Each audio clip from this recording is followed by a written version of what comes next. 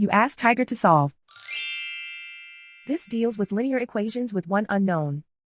The final result is x equals -9/7. Let's solve it step by step. Group all x terms on the left side of the equation. Subtract 12x from both sides.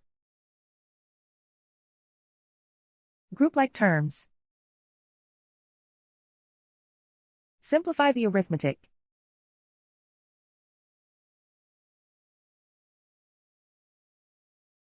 Group all constants on the right side of the equation. Add 9 to both sides.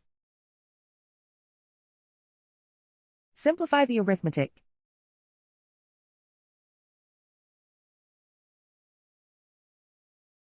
Isolate the x. Divide both sides by -7. Cancel out the negatives. Simplify the fraction. Move the negative sign from the denominator to the numerator. And so the final result is x equals -9/7.